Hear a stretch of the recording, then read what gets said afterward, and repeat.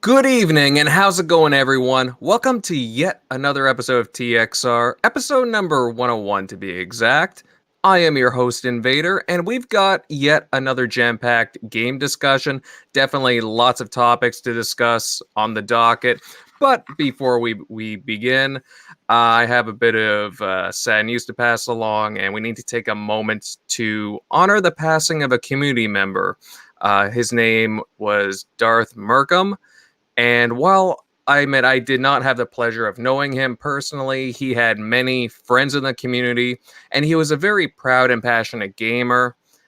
You know, it's always sad when we lose somebody close to us, but they will always live on in our hearts and endure in fond memories.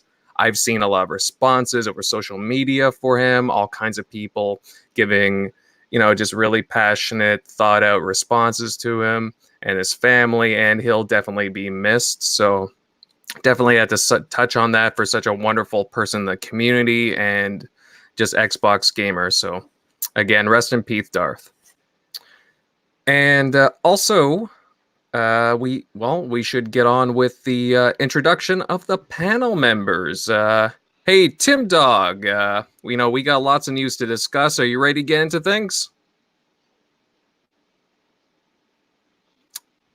And Tim's not here. All right. Shock. Eric Shock. Ready to talk news, bud?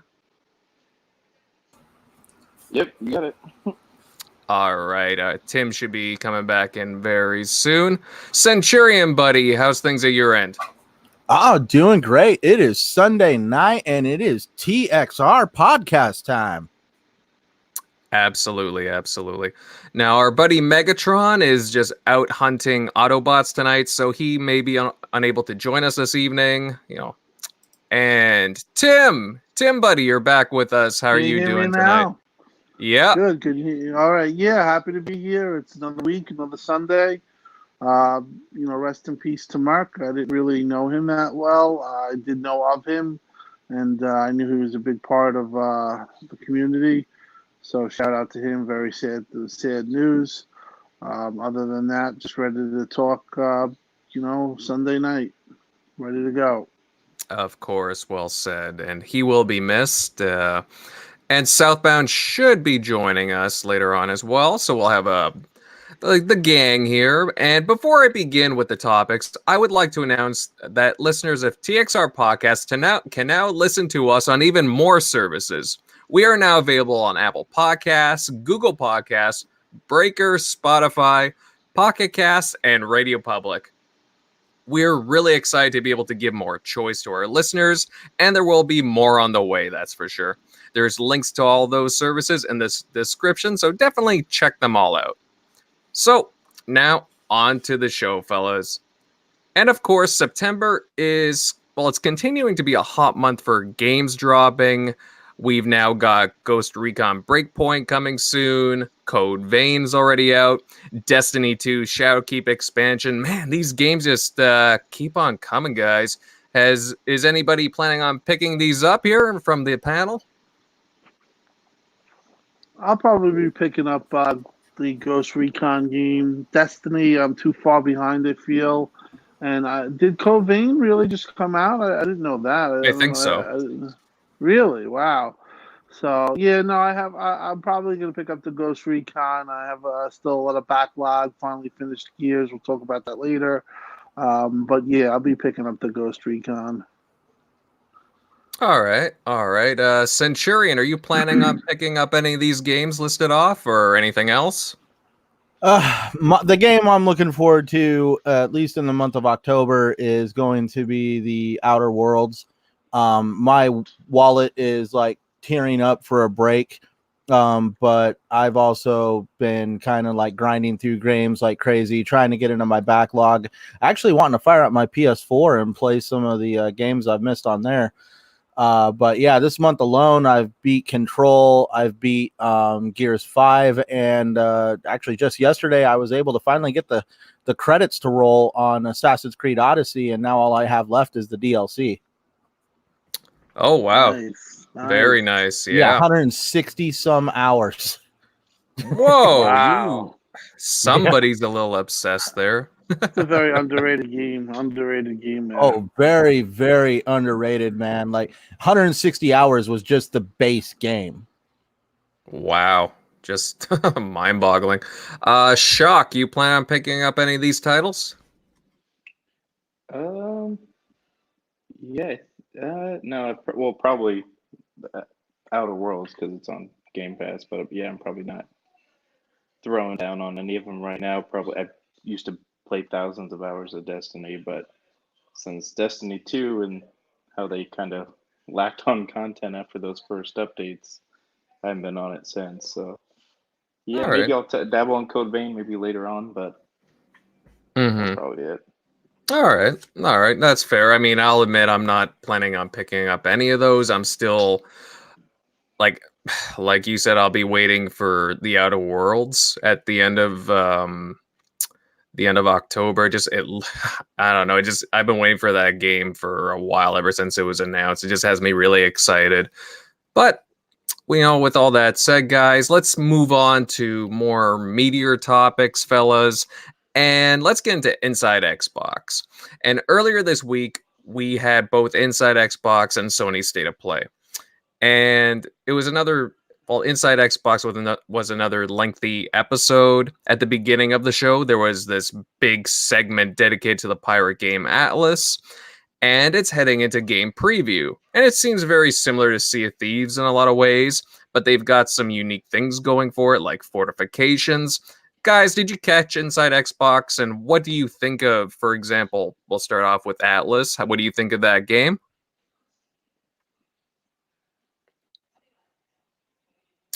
And Sorry. oh no, that's reason, okay. I mean, Anybody? I don't want to always take the first lead. I mean, I saw the Inside Xbox, and like you said, it was a very long one. Yeah, I mean, Atlas is the makers of Arc, so Xbox has it in the preview program, and I know people were complaining about that, but Arc was a pretty big game, so this is kind of their follow up to that. So I thought it was pretty cool, and it's nice to have it in preview. But I heard the game itself has a lot of issues, so it's kind of wait and see there for me personally. But I did see it, and it does look pretty cool. Looks like Sea of Thieves with a little more depth. Yeah, that's what my takeaway was. Dragons too. Dragons? Or at least I see a picture where there's a dragon. Yeah, there's supposedly a bunch of stuff. Yeah, I saw that too. So it looks like a Game of Thrones where she's like firing on the ships. Yeah, I guess in a lot of ways, but I mean, it looked really similar to Sea of Thieves too. Just like if you looked at the hand-to-hand combat, it looks eerily similar. But I really like the whole fortifications thing going on. You can kind of like build your own bases, and it seems like a cool game to just step into. It seems like it's more like survival based too, from the sound of things. It's something I could get down with. Centurion, have you seen this game, Atlas? I have seen a little bit of it here and there. It does look like something that I would check out, but due to the fact that my backlog is a mile long, it's definitely something that I would have to like. I don't know. Like, I know it. You said it's going into game preview. It's not going into Game Pass, correct? Yes. Yes, that's correct. Yeah, it's going into pre. So it's just one of those things where I guess if it was in Game Pass, I would probably be more apt to try it out. But game preview, I've seen some things go well in game preview. I've definitely seen things go bad in game preview.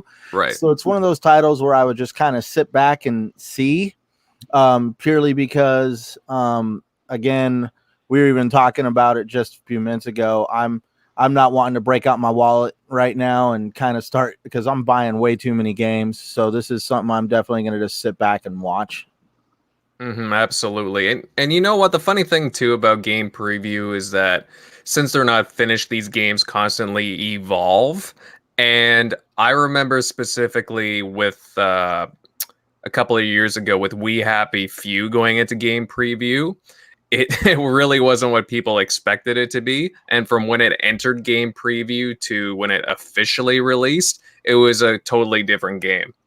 See, that's actually in my backlog. We Happy Few. I bought that Black Friday this last year, just because I kind of saw the final product and I found it on Black Friday for like $25, and I was like, you know what? I'm gonna try it for that price. Yeah, and they're still releasing DLC through for it. I happened to play it, and you know what? I liked it. It's not for everybody. It's quirky, and I remember at launch it was still kind of glitchy, but yeah, I thought it was pretty good. Shock, is Atlas something you'd be checking out, or is that a pass? I think I might pass on it. Is the preview in like Game Pass, or you actually have to buy it like the old ones? I just think it's in game preview for now, unfortunately. It'll But probably be discounted. It'll probably be like $30. I'll So probably it'll be wait because lower it'll probably price. officially release in Game Pass. I'm sure when it's like mhm. complete. Yeah, absolutely. Yeah, so it seemed like an interesting game to start off the Inside Xbox. They also, we're going to move on to xCloud. They also had a big showing for that, announcing that xCloud public preview. It'll be for the US, UK, and South Korea, available in October. The games that they'll have in this public preview will be Halo 5, Gears 5, Sea of Thieves, and Killer Instinct. Are you guys excited and looking forward to this? Oh yeah, definitely. I've already signed up myself. Well, at least I registered. Hopefully they accept me. Right. Ah, all right, all right. Yeah, no, it's definitely interesting. I always like them talking about new technology, what they're investing in, and just getting people to try it out before it officially releases. We're probably not too far off now since they're talking about it more. Tim, I know you're psyched about xCloud and game streaming and all that. You were at E3 trying it out there with those demos. You're probably really excited for it. Yeah, I'm very excited for it. My only dilemma right now is that I am currently with iPhone, so my only other option really is to get like some type of tablet or some type of I wouldn't get an LTE device, but I would get like a tablet or something that Samsung offers on the Android side. But unfortunately, what I've looked at is kind of crappy. I saw the S6 tablet, and for $700, I don't know. I'm kind of bummed out because I feel like I'm not going to be able to change providers right now and get the Samsung. I don't think it's worth it. So I got to kind of figure out what I'm going to do there. I did hear though that actually in preview for alpha testers, and I just posted up on my Twitter that people are actually testing out the streaming right now, the console streaming. So to use your Xbox as a server or whatever you want to say it per se, that's actually it's actually green lit supposedly, and people are actually testing that as we speak. There's a couple of requirements. One of the requirements is your network test has to be lower than 60 milliseconds of latency. So some of the stuff like that, you got to take a look into. But yeah, I mean, I'm super psyched about it. When I played at E3, as I spoke many times here, it's really super exciting. Great response time from what I played, especially Halo 5 was really impressive. And I think the 4 games that they picked were really cool because when you throw in a fighting game, that means that they're going for the gusto here. This is if they were going to try to hide it, they would use a game like Halo 2 or Halo Wars 2, something where you can get away with it. But with freaking Killer Instinct, man, that's a very fast-moving game, and it's funny that it's great that I thought that they put it in. I didn't think they would put it in so quick, but keep an eye out on that too. I missed it, but why couldn't you participate in xCloud? Because right now I don't. I mean, I can. It's just that I don't have a device that's Android compatible. I only have iPhone. So the only thing that I could do is I could get like a tablet, but their tablets are like, the reviews on them are horrible. I hate to say it, like the Samsung S6 tablet that just came out. They just they don't get good reviews, and so I'm kind of caught between a rock and a hard place. I'm not going to get a new phone, not right now. So I have to wait until either they get the iOS support or next year if I buy a phone, or get a device, or buy a device. If I can find a nice device, I can do that too. But I'm looking right now. Absolutely. Oh, Are they planning and to guess bring it who's to joining Apple? us? Oh, go ahead. Southie, how you doing, bud? What up, what up, what up? How's everybody doing this evening? Did you miss me? We got Southbound in the house, everybody. Give him a standing ovation in the chat. Southie, how you been? I'm good, my brother. How's everybody tonight? Chilling, killing, talking games, the usual. Happy you're Beautiful. here. That's what it's all about. Mm-hmm. All right. Sorry, Shock. Continue with what you were saying. Oh, do they have I'm assuming they probably have a plan to bring it to iOS, like eventually when it's like up and running. We got talking about xCloud? Yeah. Yeah, they're talking about But do you Yeah, think well, that's it's on on iOS? Android right now. iPhone, there's no option for iPhone just yet. But damn well, iPhones are so Okay. big. Yeah, of to course they're say. gonna have it for iPhone. Well, now the only thing is, like, I want to know, do you think that's possible because of this new Apple Arcade thing that they're trying to chase down?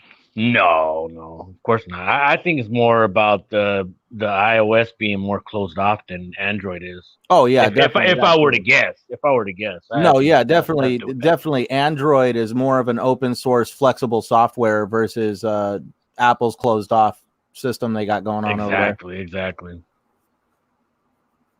All right. South, did you catch the latest Inside Xbox? No, I didn't. I totally missed it. I just, honestly, I rarely catch them these days because it just seems like a bunch of fluff. And then what you really want to see is like 10 seconds of the whole show. You know what I mean? So it's kind of hard for me to sift through all that just to see exactly what I want. Now, it's funny you say that. This episode was about, I want to say like an hour and 20 minutes long. Guys, how do you feel about the length of Inside Xbox, their episodes? Do you find them to be a little, long? Because in comparison, Sony's State of Play is about, under half an hour. Nintendo Directs are half an hour. And while I do like a lot of what's in the Inside Xbox, like the interviews and like some new stuff that they talk about, new technologies and so on, what's happening in Game Pass, whatever that may be. There's also, like South was alluding to, a lot of fluff in there that, I don't know, I think it could be trimmed down a little bit personally. How do you guys feel? Is the whole reason why I will say I frauded out. I did watch State of Play on my lunch break at work. And then when I went to check out what was going on Inside Xbox, I realized it was over an hour long. And I was like, yeah, that ain't happening. And I still haven't had a chance here at home to actually watch Inside Xbox. So I have not tuned in. Yeah, Well, all I right. think I think that one of the things that I think a lot of people even conveyed to Xbox or told Xbox is that it's too long. I think that a sweet spot would be about 50 minutes, maybe 40, 45 minutes. I think an hour and 20 minutes is just way too much. But on the flip side, it wouldn't be. But Timmy, it wouldn't be too much if they had better content instead of them trying to like force just too much like I said, fluff into it. Well, if they had more stuff that that people actually wanted to see, then time would just fly by, and people would love it. See, that's where they need to be flexible on their time. If they don't have enough time to fill the hour, they should be willing to do a 30, 45 minute without having to throw that fluff in there. Cause it's kind of like you don't want filler. Yeah, it's like when you create a YouTube video, you can kind of tell when somebody's like reaching, trying to just put stuff in the video at this point. Keep it going, yeah. Absolutely. Well, they have told, they have said, in response to some of the criticism or some of the stuff that I've said, is that they're looking to have an inside introspective point to show developers, and it's not necessarily about pushing content and stuff like that. But the reality is that as in gamers, we're insatiable. We want we want announcements. We want news. We don't give a crap about the introspective stuff. Everybody wants an E3 announcement every show. Well, what I find too is that they'll have an inside Xbox, but then throughout, later on in the week, they'll also announce stuff through like Larry Herb, for example. Like they'll drop little things. I'm like, well, why didn't you guys show that off on inside Xbox? Like you have a custom console or like a bundle or something. It's like, that'd be a perfect time because you have eyes on there just looking, everybody who's like hardcore Xbox fans. Hey, is it me? Now, it's kind of a question that I've been wondering myself lately. The last year or so, it seems like you brought up Larry Herb. It seems like Major Nelson's starting to get kind of obsolete, or is it that's just me just being pessimistic? Yeah, they don't bring him out too much. It doesn't seem like he's as prevalent as he used to be, out and about, and when it comes to PAX or stuff like that, you really don't see him as much as you used to. Yeah, that's true. You don't really see him out and about as what he used to be. To be honest, I don't really see a lot of Xbox personalities out there as much as what they used to be now. I mean, of course, like Phil and Aaron are always doing. Well, stuff. Aaron's always going to be out there. Yeah, but it just seems like they're kind of scaling back Larry a little bit, and I wonder if it's his choice or it's a PR thing. Like I said, maybe I'm just thinking too much into it, but it just seems like I don't see him as much as I used to in years past. Now, would it be odd to suggest that, if I was able to get in Microsoft's ear and, how they bought Ninja and they're getting other people on the platform, they need to find somebody out there who's in the, I want to say the comedic side of the entertainment industry, somebody who is an Xbox fan, but also really knows how to entertain a crowd and actually say, hey, we'd like to acquire you to be our official paid spokesman for our Xbox is way too cheap for that. And dude, they flipped for the WWE guys to sit there and smile good on the camera. The price tag is on I honestly thought for a while that they were kind of grooming Ricari to kind of fill that niche. That's what I thought too. Well, because he was more, and I don't know how to say this, very politically correct, but more the quote unquote urban sector. You know what I mean? He made the show he made the show more hip. He actually was able to get through to me better than Major Nelson. Well, a couple months ago he got fired, and now he's with what's it called now? He's with Astro. But yeah, but it seemed like they were kind of grooming him to take over for Major Nelson, and I don't know. Major Nelson is irreplaceable in my opinion, but I can see where a lot of people are turned off by him. They think that he's kind of a dirty car salesman type attitude, or and so it just seemed like they were kind of grooming him to eventually replace Major Nelson. And it goes on to what I was saying is him kind of falling back into the crowd now and not as being out there as he used to. But then, like I said, maybe that's just me, reading too far into things. But I noticed, little things like that. Now, I've heard rumors of hasn't Major Nelson come out and said that he doesn't really do the whole crowd thing very well? He prefers to be behind the camera? No, that's not true. Okay.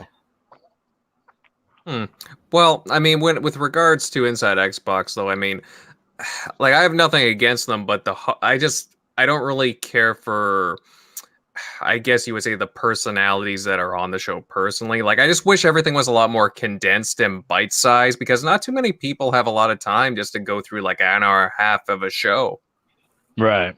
Right. So I'm not sure what the sweet spot would be. Maybe like if they really want to 40 minutes, something like that, maybe a little longer than the other console Well, because shows. they do commercials in during the broadcast. So just like a standard TV show, 43 minutes is the nice, so basically it's an hour of, of showtime. That's perfect. An hour of showtime. And I understand what they're trying to do. Again, I do like their interviews. I do think they do a lot of stuff that's different, that is good. But I just think they need to condense it more to like, to retain people's attention. Trim the fat, baby. Yeah, absolutely. Also, guys, there was also the Outer Worlds had another big showcase. They showed more gameplay. They had a senior narrative designer on discussing like aspects to missions, and I found it very informative. Again, this game is coming out next month, so obviously Microsoft wants to get all eyes on it, and I'm definitely looking forward to it. I know a few people had mentioned it on the panel, but do you guys see the Outer Worlds really doing well? Well, I'm just gonna jump in there and say I think it's gonna do extremely well. A lot of people are hyped for it. The graphics looks good. The story seems like it's in depth. Listen, I'm a Fallout fan, so you're coming from the guys that made Fallout. So to me, it's a win-win. Yeah, absolutely. It really captures that Fallout vibe to it. To me, Fallout the Fallout the past couple of years hasn't really. It's kind of strayed away from what made it really good. And I think I personally think you'll get a lot of Bethesda fans coming over to the Outer Worlds because it just has that old school feel of what makes like Fallout. So the Outer Worlds to me looks like a special game. I really like the world. It looks like it has cool missions and really just an interesting environment to play around in. I love the look of the weapons and so on. So I have a feeling it's looking pretty darn good to me.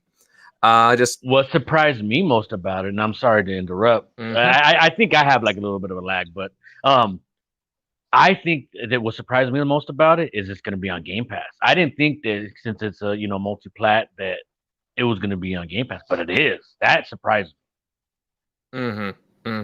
Definitely. No, it looks like a cool game. And if anybody else wants to jump in, definitely let me know. Who else? Who do we have in the chat here? Indie Gamer, thanks for joining. How are you doing, bud? Saltiest Gaming, thank you for joining. What's up, Salty? Shizno Elite, how are you doing, bud? Glad to see you again. Love seeing you pop in here in the chat always. Dreadpool, Michael Monkey Punch, Z Black Rider, all kinds of good people in here today. Thanks for joining us here, guys. And before we move on, fellas, is there any other comments on Inside Xbox? Well, I just wanted to say at one time it was 2 hours, so just remember that. So they even cut it down to a half an hour. So I just think that, again, messaging is not the best of Microsoft. They're not really trying to show a show that's going to break news, but they're trying to give you like an introspective way of looking at developers and giving them a kind of platform to talk on their games. The problem is that when it's after party, people clown that stuff, and it makes the show look less than it is. Yeah, definitely. Yeah, all right. I'm looking at Timmy's ceiling right now. Yeah, Tim, just so you know, you got your... there you go. There we go. Yeah, you had your camera on. All right, guys, let's move on to yet another big show, the PlayStation State of Play. Let's start here by discussing The Last of Us 2. It looks like we have a release date for it, February 21st, so definitely not too far off. We got some cutscenes from it in gameplay segments. Are any of you guys impressed or excited by what you saw? I'm looking forward to Last of Us 2, man. Like I'm gonna say it. I've said it on multiple shows.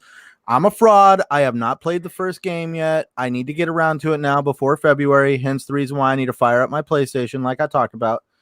I mean, just watching that trailer where the camera is panning across the town and you see the horses and the snow and the Christmas lights going down the buildings and all this stuff. It just kind of like, it looked like a world I want to know more about.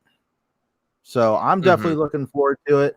I guess I've waited too long. I guess something happened to Joel or whatever his name is in the first game, and now all of a sudden they showed in the trailer. Well, he's back. everyone's all excited. He's back. So I don't even know what I never played the first. Yeah, game, so now I'm completely lost. When I get to that point in the game where he disappears, I'm just gonna be like, oh, he's all right. So, but yeah, no, I'm definitely looking forward to it. Hey, how many YouTube videos were people crying like he's back? They're all excited. Like, really? Is it that serious? Yeah, but they obviously had to make that sacrifice of some multiplayer. Oh, you had to go there. I mean, really, that's a single player game. Like, do you really go and looking for that game for multiplayer? Like I said, I didn't play the first one, so I'm kind of like from the outside looking in. But just from, like I said, being on the outside, that game's a campaign, story driven game. So why people worrying about multiplayer? Well, that's like their only exclusive, like right multiplayer other that, and they're not Uncharted. But the only thing with the multiplayer situation that I have been very vocal about is they came out a year ago saying that there was going to be multiplayer, and now they've kind of like reneged on that whole deal or whatever you want to call it. They're like, oh, it's not going to happen. And so that's where it's kind of like, if Xbox was to do something like that, oh my freaking God, people would like riot and people would be making GIFs and all sorts of stuff, just being like, look, this is what Xbox does. It's the double standards, you know that, but at the same turn, the key is if it came out and the multiplayer was substandard, they'd get grilled anyways. So, I mean, it's better just to cut it while you're ahead and just be done with it. Oh, yeah, definitely. You're able to invest more time and money into creating an experience. And like they said, they're not cutting it fully, but I mean, hey, let's be honest. People that title's gonna sell gangbusters. They're gonna make $1 billion off of it. So let me ask you guys something here, because would Microsoft and Xbox get flack if a major franchise not included? Do you really have to ask that question? Oh, dude, forget it. They would be lining the Microsoft executives up against a wall for an execution. They would say it's because of Game Pass. Yeah, one of the things that I noticed, and I have to say, one of the first times I really saw Sony fans kind of rise up and say this is bullshit. I saw that was with the situation. Now, one of the problems is like Sal says, it is a single player game, but there were people that actually like factions, and there were people that were playing it. It's never good when you take out a portion of a game that people come to expect. So people were coming to expect that it was going to have a multiplayer portion. So in that aspect, I think people have a right to definitely speak out about it. Also, Sony has been pretty lackluster all gen with multiplayers. With Xbox, we get co-op, we get 4-player co-op, we get not one mode, 4 modes and gears that you can play on multiplayer. The multiplayer support keeps going up and up, and on Sony's side, it just, you're with their AAAs, you're just getting a single player experience. So I think it's a legitimate gripe, especially since you also have to pay for PlayStation. Now, as far as the original question with the video, on my take is that, the game looks like it's going to be tremendous. People talk about downgrade. I kind of feel like they always do that. Like they'll always show like an unbelievable thing, and Xbox and Microsoft and Sony both do it. But when it really becomes that game, it always looks a little bit different. But I have to say, what I saw was very impressive. The gameplay that they showed, and the only question with this game is it going to outsell Spider-Man? That's how big this game is. Mm-hmm. It's another reason why Sony does great. You know, they have these IPs, and this is just more of a reason to buy a Sony PlayStation.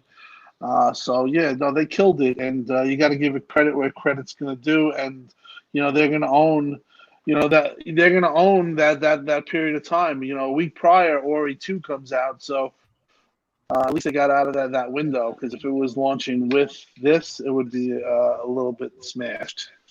Absolutely. Now, I'll admit I don't really care for The Last of Us out of their exclusives. It doesn't really interest me personally, but I can see why people would enjoy it. The animations in it look really, really good and all kinds of detail, to say the least. Like those animations, like I thought Gears was good too, and it kind of seems on par. It just, it's very impressive, and that's what you expect this late into this generation. So it does look like it's going to be a really good game, and I hope it turns out well. Anybody else have anything to add with The Last of Us? I did want to notate. I think I made a tweet about it. That was saying, it's funny that Gears releases in Game Pass day one, full of content, bigger campaign, all these other modes, and then it's perfectly fine. But then Last of Us is going to release at $60 a pop. Totally cut out its multiplayer that's beloved, by their by their players. So I thought that was funny because Game Pass keeps getting a lot of flack, but it's like, why are they cutting it out? Not only are they just now cutting it out, no, they're still developing it. They're just going to probably sell it to you for another $30, $60 for a fast game by itself. It's going to be another pay. It's going to be another pay thing. Which, to be honest, if it is another pay thing, that's kind of shitty. It should be included. It is, and the thing is, too, Tim, like it does have a following. I remember people back in the day saying, "Oh yeah, I as much as I like the single player because that's what everybody remembers." I remember people actually, playing the multiplayer for The Last of Us. People were actually dedicated to it, so it definitely has some kind of a fan base there. Oh yeah, they started a petition to like force them to make it. Yeah, I remember they had a bunch of articles, and BG, he's a YouTuber. He was really pissed off about it. But I have to say, I remember when Uncharted came out, that guy was making videos, and he really enjoyed the multiplayer. So it's when people say it's these people are upset. They're upset because they want a game mode. They want to play it. They came to expect it. It's it's not always a console war or a tit for tat. It's actual gamers pissed off because there's a game that they popular. come to. Yeah, it was popular. That helped BG's channel back then. Like he was really good at it, and that really helped his channel like grow a lot back then. So it's pretty big. Oh 100%. Yeah. Definitely. Well, let's see. So there was The Last of Us, of course. There was also the announcement of a limited edition Death Stranding PS4 bundle, 1 terabyte console, and it looks like it has like hands covering it, kind of like oil slicked, the console itself, and it comes with a very yellow Does it have an aborted fetus on it? That's in the controller. That's in the controller grip. Right, no, they clarified. They clarified there's no baby in the controller. Oh, never mind then. What about an umbilical cord? A real umbilical cord? I heard that comes with it. Well, a real umbilical cord? That'd be kind of weird. I saw. Imagine a stench. No, it's a dehydrated one. It comes in a vacuum sealed bag. Yeah. Well, what do you guys think of this bundle? As far as I know, there have been articles stating that there isn't a baby in the controller, but then again, I could be mistaken. There doesn't seem to be, though, from what I've seen. But do you guys like this bundle, or is it a big flat no? I feel like there's been way too much emphasis on piss in this game at this point. Like, I really don't know why they went with a yellow controller. Like, I understand what they were trying to do by trying to recreate the jar that the baby's in, but they should have known damn well by making the controller that color what direction this was going to go. It's a piss S4. Well, it's funny because if you look at like different angles of it, like there's nice etching that says like Death Stranding on it. And really, I don't mind the console itself, even though I thought they could have done more with it. But the controller, to me, it just the shade of yellow that they use, it just doesn't look very good for me. It doesn't look very appealing at all. It's like, why would you ever use that pea colored color for the controller? Just not very, I don't know, it's just not very appealing to me, you know? Exactly. My problem is these days, it's like it's coming to the end of this console cycle, and these special edition consoles is, to me, it's like a money grab. And I can say the same thing about the Gears console, even though the Gears console's sexy, but it's kind of a waste of money now because the new console will be out then next year. So it's like, cut me unless deep, you're like a Southbound. serious collector, how much use are you really gonna get out of it? And I feel like I was just cut real deep right there. I bought that Gears 5 Xbox One X. Well, you could always, those are nice to have. Listen, I mean, it's a showpiece too. Yeah, it's a showpiece, a collector's item. Shout out to the Downer. He says that he wishes there was a baby in the controller. Of course, he would. Closer to it. Oh, hey, we have Megatron joining us, fellas. Hey, Megatron. Oh, wow. Hey, what's going on, everyone? How do I sound? Am I coming in clear? What's going on? Oh yeah, Coming in very real clear. good.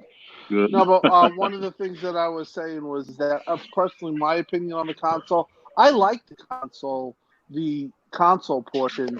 The Vomit controller, I don't know if I really like that. I think that Mooch was saying that he actually finds that controller very unique, and that's why he, liked the console. But for me, I thought the console itself was pretty nice looking, but the controller is definitely pretty much a fail.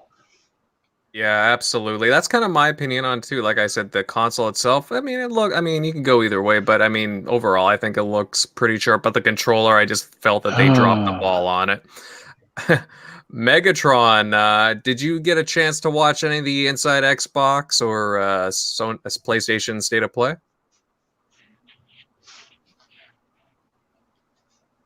I think he's trying to mess with his mic because he was huffing and puffing. Yeah, I can hear him breathing. All right. Yeah, I'm going, oh, can you hear us, Megatron? Megatron, you there, bud? All right. Well, we'll let Megatron. Let him figure out his mic. Definitely. All right, we'll move on to another talking point, something that really should concern Xbox players. Call of Duty Modern Warfare, the single player was showing off. I think it looks great. They showed it off also at the PlayStation State of Play. However, they also showed off the Spec Ops survival mode, and viewers noticed at the bottom of the screen that the mode is a timed exclusive until October 2020. So basically a year before Xbox and PC players get it. And this has been getting a lot of backlash. How do you guys feel about this mode being exclusive for a year? I'm gonna jump on this first because I feel very, very strong about it. Now, normally I wouldn't care. Time exclusive stuff really doesn't bother me. But how are you gonna do a full year when the next friggin' Call of Duty is gonna be out? So basically, not none, but pretty much everybody's gonna be off to the next Call of Duty by the time Xbox and PC players get a chance to even get that mode. It makes no sense, and to me, it was very, very. It was a misstep for Activision. But then we can always say about them, money grubbing all day long, and bottom line, my opinion, or because I canceled my pre-order. I'm not buying the game. So I heard a lot. I heard that not to interrupt, South, but just to add to your point, I heard that there's a rumor that their sales are way down, their pre-orders are way down because of the backlash of this. But go ahead and go. Yeah, no. So I mean, like I said, my little my pre-order isn't really going to make a matter difference or anything in the bottom line for them. But I just think it's really shitty of a move to do that, to mess with fans' emotions like that. I haven't bought a Call of Duty in the last two iterations of it, so I'm not going to miss it. and then obviously they're not going to miss me. Whatever. But I just I have to, on principle, I have to take a stand against it because I just think it's very, very shitty to lock out PC and Xbox players like that for a full year. Absolutely. Now, I want to kind of fuel the flames over here with Southbound on. This is actually something that I'm actually addressing in the video that will come out tomorrow. This is also another example of obviously Activision not being the world's greatest company when it comes to stuff like that, and B, this is where it's going to really trigger some people. As we can all see with The Last of Us 2, there's no multiplayer when it comes to the first-party studios. They're not really putting out anything, shall I say, really great multiplayer wise. It's all single player experiences.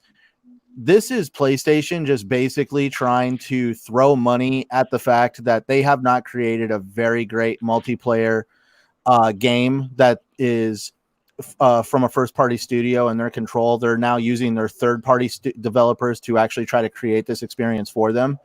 And all it's getting them is things, in my opinion, that are very lackluster. I'm not going to go buy a PlayStation so I can play one exclusive raid on Destiny 2. I don't care about my bearskin hat in Red Dead Redemption 2. The extra mission and control, I haven't even heard anybody talk about it. This is basically, in my opinion, PlayStation just wasting their money on trying to acquire stuff just to make themselves look different. And at this point, it's just coming off as petty. I agree. Right. Yeah, absolutely. Shout out to Shizno Elite.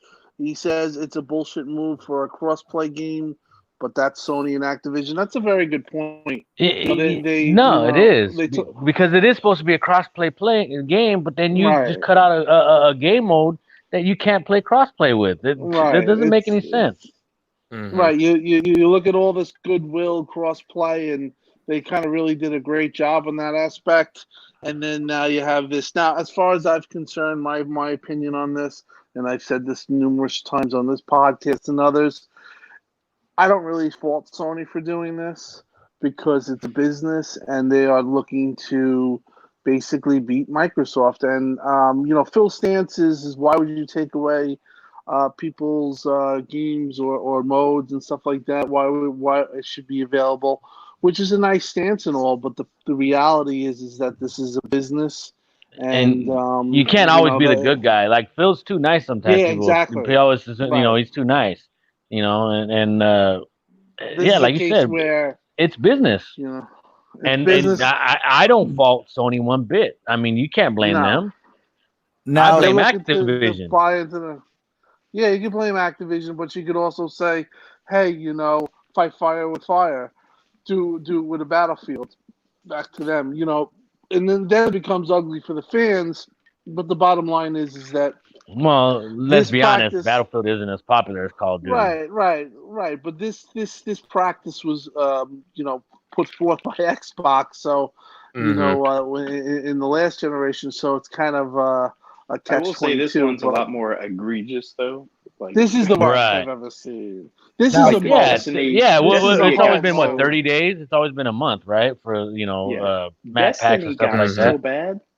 It was so bad on Destiny. Not only when you had to wait on content a month after Destiny 2 came out, there was actually content you had to wait for after a whole year Destiny 2 was out before you could play content from Destiny 1. Like it's like you paid the money for that content. You paid for it. They're gonna give it to you. But it's on layaway. You gotta wait. It's so sucks. Shout out to Sammy Prescott Jr. It's a value proposition, and it makes sense for any business to do that if they can. 100%. Again, it's a business, and unfortunately, it does affect Xbox and PC gamers. And the only way to really speak against it is to not really buy the game or partake in it. And I do think that from early indications that their pre-order counts are down drastically. Yeah. I'm sorry, Invader. I want to at least play devil's advocate here and defend Phil Spencer just for a second. I know nobody's tearing him down. I'm also not trying to damage control for him. But we all know during the Xbox 360 era that Xbox did do this. Yes. Now that was during a different regime that was spending a lot of money. And we all saw the end of that regime during the Xbox One era, where they tried to do something with the console that people didn't really embrace. And as a result of that, they became really restrictive on Xbox's budget. Now, obviously, Phil Spencer got a lot of those restrictions lifted, but also he has to be very responsible with their budget. And when you see the return that PlayStation is not getting from this exclusive content, like if you go look at the prices right now at GameStop.com for Destiny 2, Destiny 2 is being sold for twice the value on the Xbox One console than it is the PS4, even though that there is exclusive content for Destiny 2. So when they actually look at the return that basically that PlayStation is not getting, like I can only imagine how much some of this exclusive content costs. So it's just one of those things where if you're going to create something exclusive for your console, you want it to be something that is going to have a much larger return than what, in my opinion, what PlayStation is not seeing from doing this. But again, also when they did Shadow of the Tomb Raider exclusive for a year, oh my God, like all of a sudden the gaming media and everybody was talking about how this is anti-consumer and everything else. So that's also probably got them a little reserved on how do we do something exclusive that isn't going to get the brand even more of a black eye than what it has. Yeah, Yeah, and I think the difference that's with a that great one is point. they didn't take your money already. Right, but I think that's a great point. But then this is again what we talked about earlier, and people say, it's bullshit when you say there's a certain type of sets of standards, but there is. Sony seems to get away with doing this type of stuff, and Microsoft does it, and it's the end of the world. It's a big problem, and there is a double set of standards. For whatever reason, Microsoft couldn't. If Microsoft pulled this, so if this was, let's just say that this was reversed and said Microsoft got the marketing and they actually held this, there would be a bigger backlash than there is. For whatever reason, it's like okay to go after Microsoft on anything, especially if it's like big business corporation type move. It's they're the big guys trying to stomp out the small guys. But when Sony does it, it's like, hey, oh, okay, well, they can do it, or it's a business, like I said, which it is. But the fact of the matter is that, whenever they've tried to do stuff like this, like Tomb Raider, they were absolutely killed, and they wouldn't shut up about it to the point Dude, where it got so said, bad for Tomb Raider. It got so bad for Tomb Raider. The developer who actually works for Microsoft now, the main guy that was over there at the time, he actually had to write an apology letter and put it on the internet. Do you see somebody at Activision doing that right now? Yeah, and I have news for you. He also, in addition to that, they broke the street date where they could have pretended that it was exclusive for a year. But if you remember, like 7 months into it, Microsoft just one day said, "Yeah, it's multiplat too." You know what I mean? Like before the game. So for all that hipping and hollering and saying that it was exclusive for this and that, they finally did say that it was coming to the platform. When has Sony ever been pressured to do something like that, where it said it was coming to Xbox? Nobody ever says anything. Double-edged sword, Timmy. Double edge. Yeah, no. Or double standards, I mean. Double standards. Well, guys, it's a shame because the beta was just like last weekend and it was very positive. I played it and everybody was just, seemed to be having a good time with it, checking out the new Ground War mode and just kind of, I don't know, just playing around with it. Everybody was having a good time and there was a lot of interest, I noticed, because it was kind of a return to form, I guess you could say, for Call of Duty and what they were doing with their gameplay. And now from this, it just seems kind of ruined by this PR nightmare. And it's a real shame because it seems like a fun game, but I was interested in it, but I kind of want to walk that back now because this is kind of bullcrap. We're paying the same amount and we're getting a little less. I was recommending this, telling my friends to pick this game up originally. And again, I want to pick this, but now again, this leaves a really bad taste in my mouth, unfortunately. You know what I mean? Well, Yes. either way, you have to feel a certain type of way about it, whether in a PlayStation or Xbox or PC. I Yeah. like the comment by Downer right now. If you guys read it on the screen, I can't read it out loud. It's too controversial, but this is why we love the Downer. Yeah. Oh, Mr. Positive, right? But yeah, it's a shame what's happening with Call of Duty, guys. Again, I've been seeing a lot of uproar about this, and I don't know, like there's a lot of other games out there that I can go for. Just I was really itching to play this game, and now it just feels kind of soiled. So Are you gonna buy it? Well, let's be honest. On the panel, listen, I always buy it. I'm not one of these guys that boycotts. It's just not in my nature. Is anybody not gonna buy the game now because of this? I'm gonna buy it for Black Friday. Hopefully, it's about $25. That's the only way I would buy it if it was cheap. That's what I was considering too. It's good that you mentioned that, Centurion, that I was gonna possibly wait until Black Friday because again, I had promised friends that I would pick this up, and I have a feeling that they're gonna pick this up because they're just really into shooting games, Call of Duty, and all that. And you really want something to play with your buddies, right? And I have a feeling that that I will end up picking this up, but I'll definitely pick it up when it's a little cheaper, when I feel that the cost, the value is justified there, right? Because as of right now, full price at launch, no, definitely it's not not. full price. It's not. No, definitely not. I mean, sure, it has a campaign and it has a bunch of other multiplayer modes, but if they're purposely restricting that because they have a deal with PlayStation for a year, I could understand if it was 1 or 2 months, but really, not even 6 months. Like I said, the next Call of Duty will be out by the time that the game mode is available on PlayStation. I mean, PC or Xbox. Yeah, nobody's gonna care. As Shizno Elite says, I was gonna buy it, but won't buy it now. That's the only way there will be any change because they certainly do not listen to any of us, which it is correct. The only way that you're gonna be able to kind of get Activision to not make these deals is if you hit them in the pocketbook, and that's the way it happens. Yeah, and Dreadful. Well, I hope there's a mass, cancellation of pre-orders that they're like, wow, we really stepped in at this time. I don't think Activision's gonna learn. They didn't learn with Destiny. They're not gonna learn with Call of Duty. That's with the reputation they have. If I was at that company at the board of executives and this came up, I'd be like, no, we already have a bad reputation as being money hungry and we don't care about our consumers. This is just going to do nothing but fuel that. I really don't think this is a good idea. Yeah, and also the fact that you can pretty much guarantee like more microtransactions added in. Like I can just say, because there's no season pass, right? So they're going to have to make up for that in some way. So I can definitely see them doing some monetization schemes well after the game releases.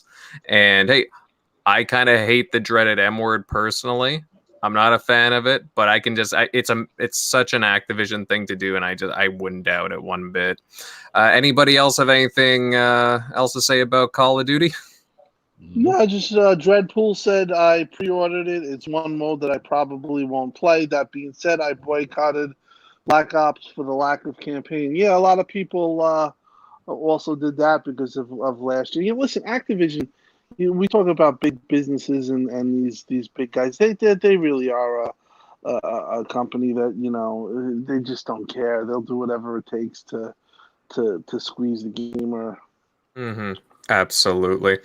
All right, guys, moving along here and onto another topic. And earlier this week, Xbox announced Star Wars Jedi Fallen Order Xbox bundles.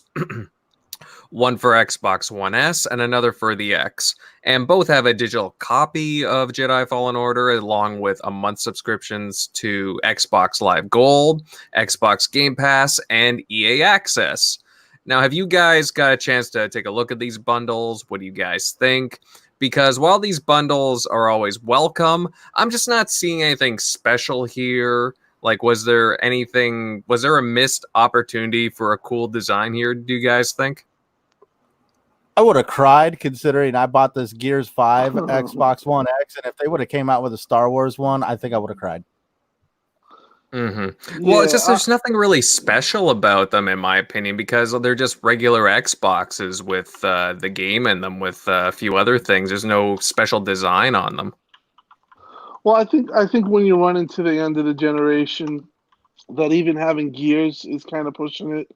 When you have a console that's going to come out in a year, that these type of marketing deals, with custom consoles, are best at the beginning of the generation. You look to one of the best selling, SKU was the Batman, design console for Sony at the start of the generation. Mm-hmm. When you have that type of stuff and it's the beginning of the gen, I think that it's easier. But right now, it would have looked kind of like Centurion would have threw his Xbox against the wall. If imagine they came out with this beautiful custom console. It kind of makes a lightsaber sound when you turn it on. Yeah, oh my god!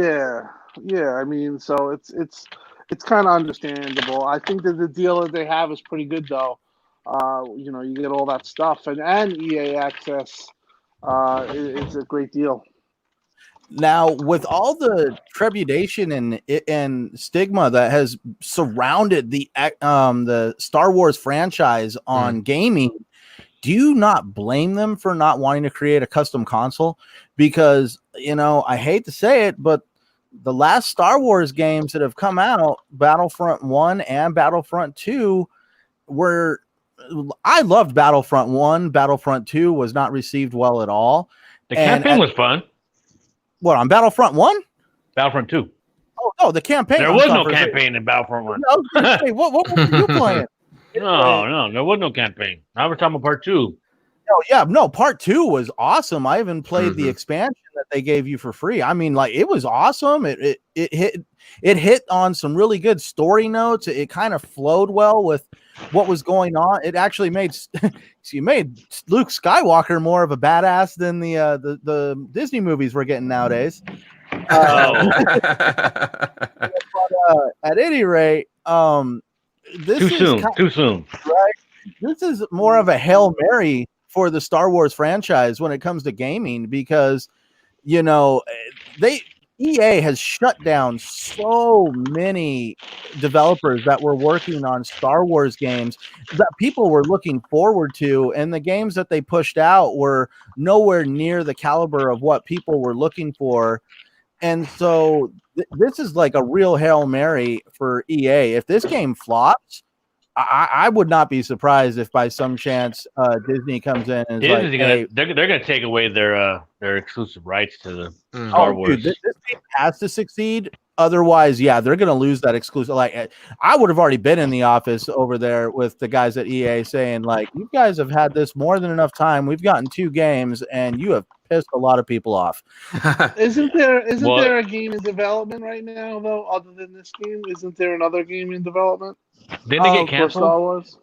Yeah, no, there was one did, and then it got or they did a repurposed or whatever. Yeah. Oh, the Visceral one? Yeah, the repurposing of Visceral games. This is the assets that they had already created, I guess, or something like that.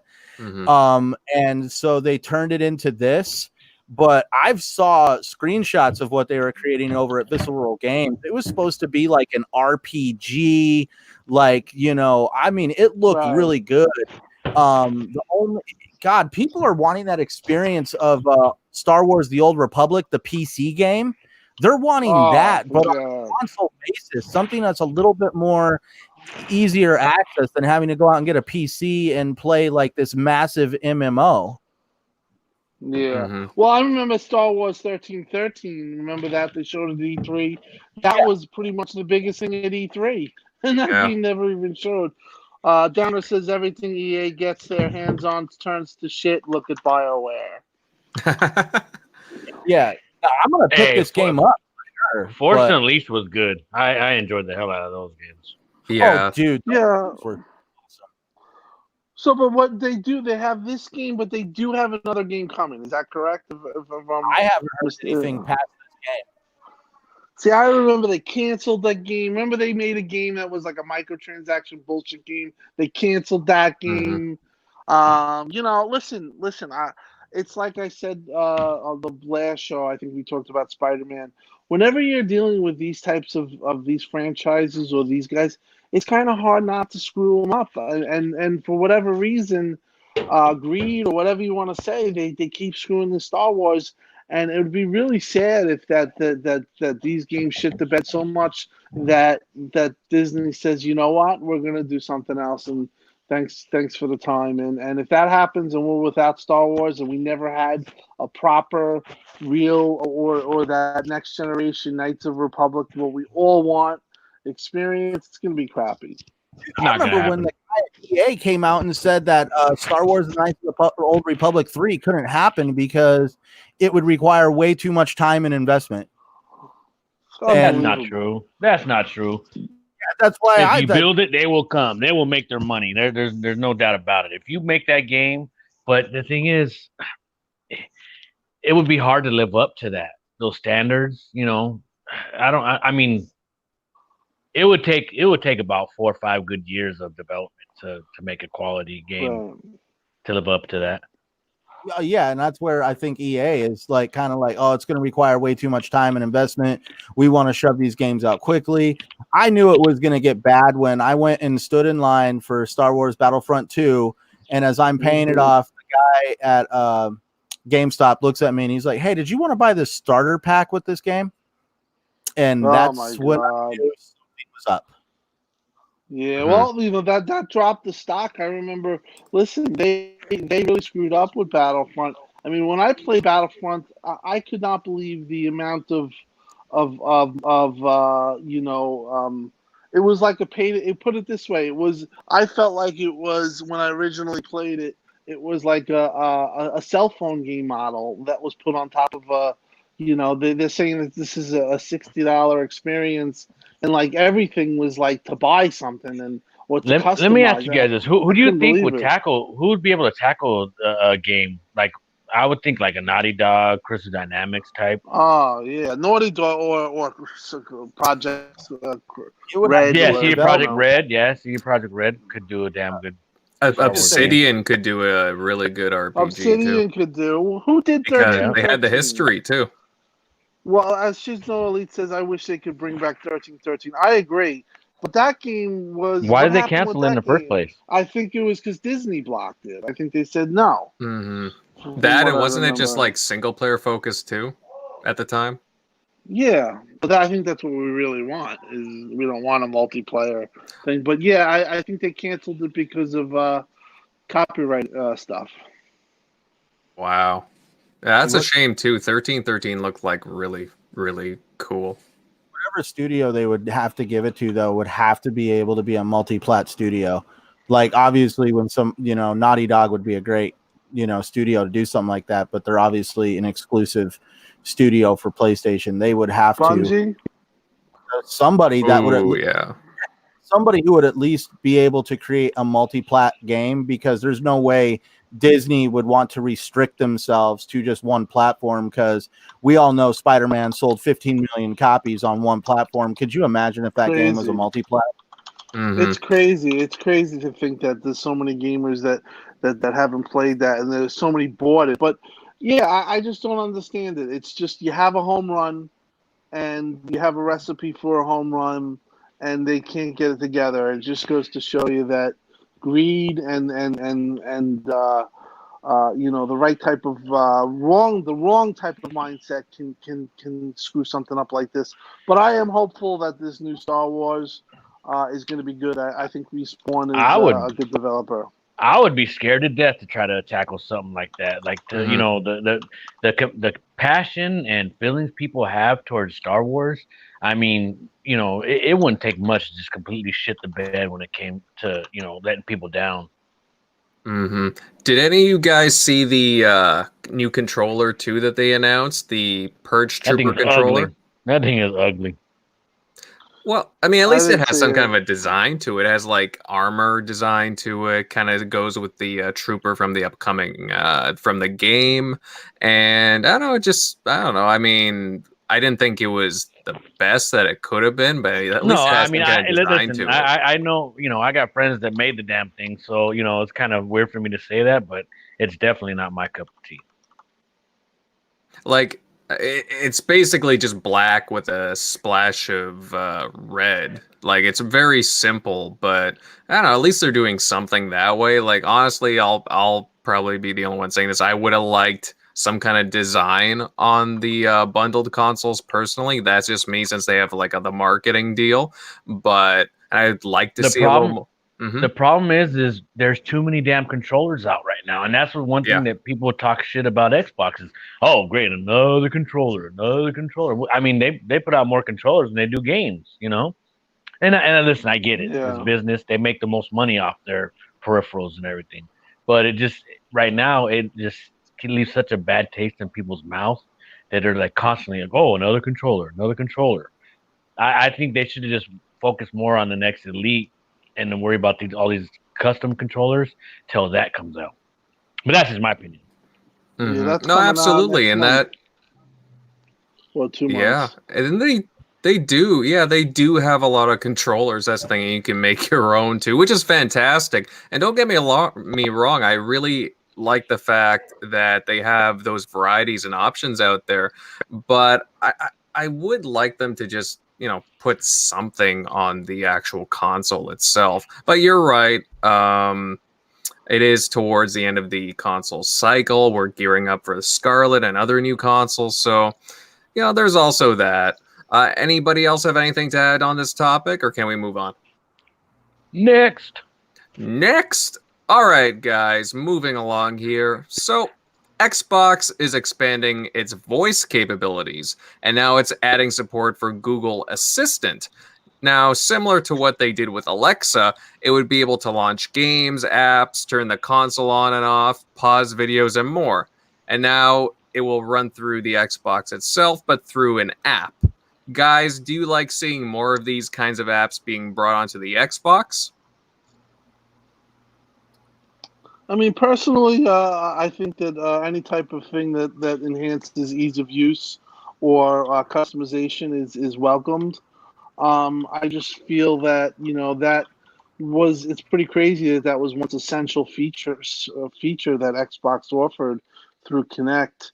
And I was a fan of Kinect. I mean, I still have a Kinect for each Xbox, but to be honest, I haven't hooked them up yet since I moved, and I don't miss it. I have to say, it's just for whatever reason. I mean, sometimes I would like to say, Xbox turn off and stuff like that, but yeah, I missed that. And what sucks most about it is we had Cortana for that. Why do we got to worry about Alexa and everything else? Like we had our own. Yeah. I say we, but I'm They talking about gave Xbox. up, They had their own. Yeah.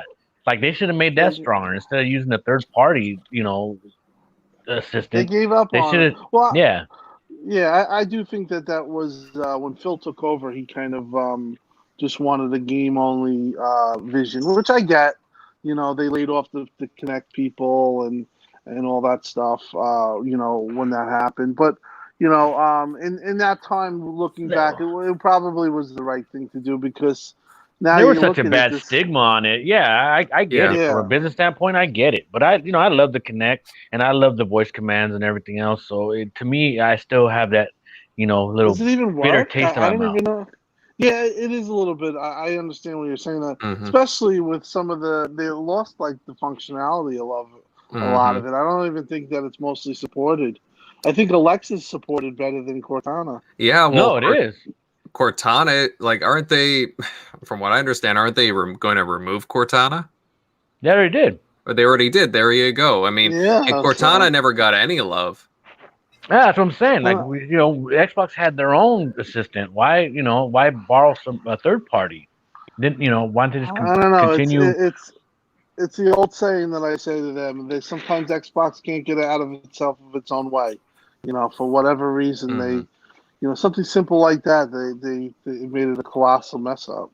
Well, Dude, I was just gonna say, there's still there's still articles and YouTube videos coming out about how the Xbox Connect and its systems that dealt with that were all spying on you. Oh yeah, I love that. Yeah. I remember But, that. And meanwhile, the people are saying, yeah, and then they're using a phone, well, which tracks you and has for a me, camera. yeah, right, with your phone. But for me, what really kind of peeved me off on that was when somebody's like, yeah, your Xbox is watching you. You know, oh, hang on one sec. Hey, Alexa, can you tell me what the weather is outside? And you're just like, really? You're going to sit there and say your Yeah. Xbox is spying on you, man, and you just freaking talk to your Alexa device. And yeah, it's freaking total. And all you have to do is once you use your like you said, you look at your phone and you have you ever noticed that when you have a conversation and next time you use your phone you have like advertisements and stuff for stuff that you were talked about. Yes. That is creepy to me. That's really spooky. Yes, I really don't 100%. like that.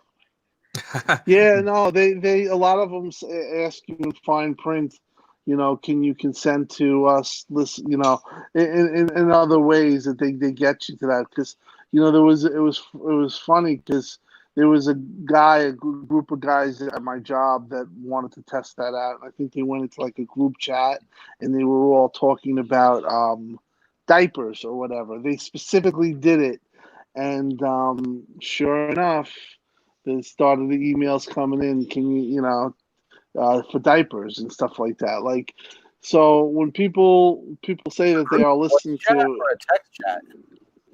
I think it was like a group chat or something, but it was a test. Voice or text? I think it was. I don't remember. I just remember them telling the story about what they were doing or what was done. So I can get the specifics and get back to you on that. But the fact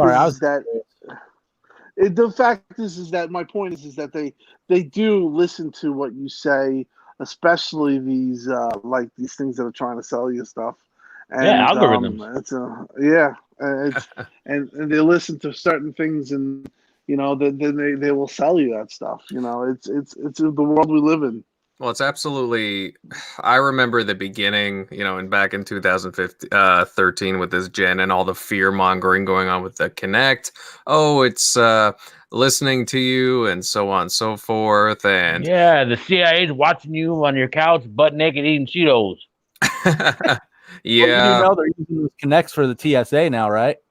Oh, are they really? I didn't know that. Yeah, when I was on Salty's podcast, he showed me photos of a TSA checkpoint, and they were on poles bolted to the wall and aimed down. And the photo zoomed in, you could see the Xbox logo on it and everything. They did nothing to alter the device. It was a Kinect. Wow. Yeah, I mean, listen, for what it's worth, Kinect definitely was a pretty cool piece of technology, and that's something that myself I kind of loved about it. It was a really cool piece of technology, and unfortunately, it didn't go the way I think that I envisioned it. The games for it really were just shovelware and stuff like that. They never really and it was a tremendous missed opportunity. You know. I will say this though, Kinect Sports Rivals with the face scanning technology, like I thought that was really cool. That was cool, yeah.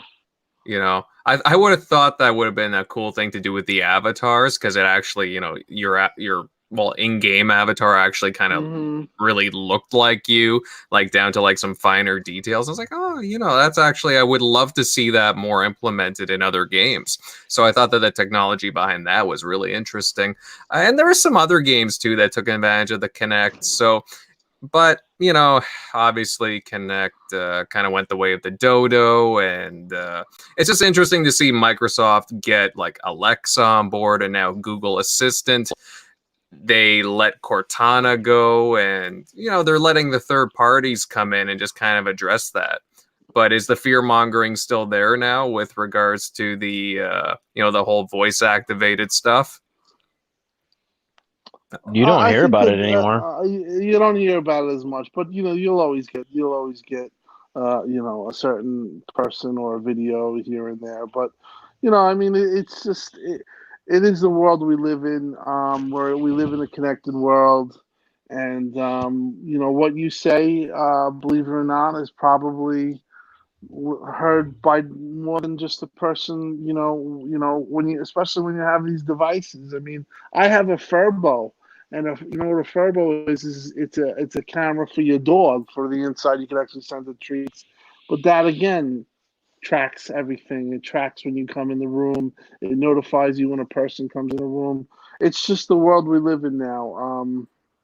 And it's just pretty crazy looking back at the time when people were saying that and they were spying on us. And Germany actually, I think, they were really against it too, because remember at the time that was that whole thing with us spying on other people, and they were saying it was so that hurt Xbox too, just on a global standpoint. Was just like they would say, hey, you have this thing made from America that's listening to us, and it's a foreign entity in our house. I mean, they just it just was a recipe for disaster at the launch, and I can understand why Xbox is kind of like just like at this point, do what you want. It's up to you. We're not supporting Connect anymore. Blah blah blah. Yeah, absolutely, absolutely. All right, guys, we'll move on, and this will probably gonna be ending off the show soon. Guys, what have we been playing over the past week? What games have you been into? Have you guys been playing through anything new, or are you still going through games that you were before? Shock, have you been playing anything new? I don't think much new. I've been going through some older games like with the I don't know if you've played like Police Knots by Kojima. It's kind of like a point and click game. Has some characters from the original like Metal Gear Solid. Um, but yeah, I've been playing some of that, getting ready for Death Stranding, and a Japanese like strategy RPG. Unfortunately, I got to follow along with some dialogue with the game back, so to get to understand the story. But yeah, nothing new right now other than Game Pass. So Yeah, all right. I totally understand. I've been picking up some stuff on Game Pass too. Actually, I've been playing through this little game called Bad North right now. It's a little strategy game, and I'm really surprised how in depth it is. And I've been really enjoying that title. South, have you been playing anything the past week? I just honestly, I'm trying to finish up Gears 5. I kind of got stuck at a certain spot, and it took a lot of time, so I pretty much bummed me out. I gave up. And then what else? What else I've been playing? I was playing a couple other things, but nothing really noteworthy. But yeah, just trying to finish up Gears, having a lot of fun with it. Game looks beautiful. I'm like I said, just kind of taking my time with it. Yeah, absolutely. That's what I've been doing too. I played a lot of it over the past couple of days. I'm inching myself towards Act 4 right now on the tail end of 3, and whew, man, the scenery in there just mind-boggling. It looks so good. Tim, what have you been playing over the past week or so? Well, I finally finished Gears. Like South said, kind of had the situation that he had. Couldn't get past a certain point. Came back to the game. Finally got past that. Now I'm playing experienced. So I got up to Act 4, and I could not get past a certain point, and had to knock down the Yeah, I got stuck right there at the part where you're putting together the rocket. right. Mm-hmm. Yeah. So I had a point where I could not listen. I tried for 2 hours straight. I said, you know what? It's time for me to lower the difficulty. I have about 20 hours in on the game, just on single player. So I played, I would say, 90% of the game on experience, but the last 10%, I had to knock it down. And it is a big difference. There is a big difference. Experience is a lot more skilled. One hit rockets, you're dead, you blow up with intermediate or whatever, the average one or the middle, you could get hit with a rocket and you don't die, you don't fall. So it is a big difference. So I mean, once I put it low difficulty, I ran right through it. Best generation game, I think, for Xbox as an exclusive. I gave it a 9.5 out of 10 for the campaign. Tremendous game, technical masterpiece, 60 frames per second. Looks unbelievable on the OLED. Highly recommend it if you have Game Pass, which everyone should have, and you haven't played it. That game is really a great job by Coalition. The story, love the story. Totally engaged, totally hyped up for Gear 6. And then after I finished that last night, I actually started playing a game called Man of Medan. And that is the game by Supermassive, the developers that created Until Dawn. And I have to say, this game was kind of selling me on Until Dawn because I kind of like a game that you're playing that doesn't have to always have to have a high level of skill or a high level of interaction. This game, you sit back and you watch it and then you make a decision. And some funny, you can go around with being a jerk or being funny or being nice. And I have to say, I'm enjoying it. So another game that I'm enjoying. So that's been what I've been playing. And like I said, I'm looking to play Until Dawn. I think that's going to get me to actually turn on my PS4. All right. That sounds pretty good. Centurion, what have you been playing over the past week or so? I know you were talking about Assassin's Creed Odyssey. Has there been anything else? Or no, I need to be off. I muted myself. There, yeah. Is that a werewolf? Sounds like a werewolf. I was about to say, South. Is there any werewolves around? It's not even October yet. No. Let me see. So I finally not finished right up now. 5. But you guys can hear me, right? Yep. Okay. Yeah, Yep. I finished up Gears 5. I also just finished up Assassin's Creed Odyssey, but I got to still dive into the DLC on that. I've also still been dabbling around a little bit with Link's Awakening. That's what I've been playing. Oh yeah, very nice. Yeah, you know what? There's so many games out right now. Link's Awakening has been getting so many positive reviews. I have a Switch, guys. I'm very tempted to pick that up right now, but I'm currently working on a review for another Nintendo Switch game. You know what needs to come to the Switch? What? I've been playing well, ever since stuff by the Microsoft Store, I picked up one of those things you hook to your Xbox controller so you can play your games on your phone. And I downloaded like Vice City and GTA 3 to my phone and just been playing that. I was like, those games need to come to the Switch. They're all on the PS4 somehow, but that'd be sick. Vice City on that. Yeah, no, that'd be pretty cool. I'd really enjoy that. Yeah, well, there's all kinds of stuff coming to the Switch now. I mean, I wish they would get like some more newer stuff. I keep seeing ports of like PS3, Xbox 360 games, but it's amazing what runs on it. Even games like The Witcher, which you wouldn't even think could run on there. Even if it is like not the best resolution, it still like really impresses me what the Switch is able to run for what it is. So, a console on the go. So that's pretty cool. But with all that said, guys, that about does it for this episode of TXR. And again, a big thank you to everybody that joined us tonight. The Indie Gamer, Jago Kukin, Jago. Who else do we have in here? Dreadpool, Jeremy the Downer joined us, of course. Jeremy, it's always great seeing you. Who else did we have in here? Shizno Elite. All kinds of great people were in the chat. Thank you very much, guys, for joining us. Love all the comments going on there. Before leaving, if you could, guys, please share this show out and smack that like button. Again, you can find us now on various podcasting services, and you can find them in the description down below. And now on to the outros. South, where can these fine gaming fellows find you at?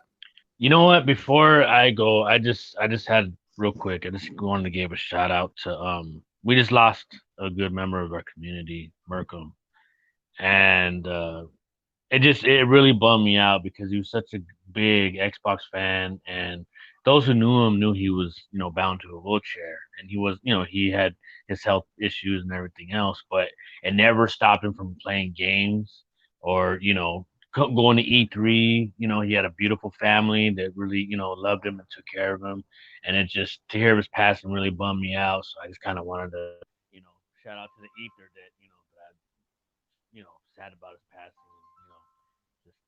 Just catch on the next side, brother. Yes, definitely. And just so you know, South, I had made a comment too earlier about him. So right before we began. So yeah. Well, I didn't get a chance to, so I just felt like I needed to say something because it kind of eats at me to hear we lose anybody in the community. It's just like I said, it just bums me out, and I hope in this time of sorrow that his family finds peace, and then now that he's no longer bound in that wheelchair. He's up in heaven playing some Xbox. You know what I'm saying? So I just a lot of love and prayers to his family. Yeah, I hope he's at peace. And again, I didn't know him personally, but he seemed like a really, really nice guy and a very passionate person in the community. And it's a shame we lost someone with a lot of heart. So, So anyways, you can holler at your boy. You can get me on Twitter at Southbound110. You can get at me on Xbox, Southbound110. Feel free to say what's up. Invite me to a party chat, whatever you want to do. I'm always around. Just hit your boy up. And thanks for everybody for showing up tonight. We love you guys. We appreciate the support. Of course. Shock, where can everybody find you at? Yeah, you can find me at Shock Nero on Twitter. Easy Shock on PSN, Xbox Live. But yeah, hit me up if you want to talk, retro gaming, current gaming, whatever. But yeah, thanks for tuning in. Absolutely. And Centurion, where can all our fans find you at? Well, you guys can always find me on Twitter and YouTube at Centurion1307. I'm always kicking it here with you guys on Sunday on TXR. Also on Saltiest Gaming Podcast on Thursdays and the Shop Podcast on Saturdays. Fantastic. And Tim, Mr. Xbox Lizard, where can the Xbox faithful find you at? You can find me on Twitter, xCloudTimDog. I'm also here every Sunday, 9 p.m. Eastern Standard Time. I also do RDX on Tuesday, 8 p.m. Eastern Standard Time. Shout out to Dealer. Shout out to Dealer and the guys. And rest in peace to our friend Markham. Very sad news. Yes, definitely. And yeah, guys, Megatron, of course, he tried dropping in, but I guess he's having some technical issues right now. But of course, you can find his details down below in the description. And of course, I'm Invader. You can find me on my channel, Invader Gaming. And I'm pretty active on Twitter. You can find me at Invader_1986. And yeah, guys, it's been a blast. You can catch us next Sunday at the same time, 9 p.m. Eastern, 6 p.m. Pacific time. And we can't wait to talk games with you next weekend. Take it easy, fellas. Deuces.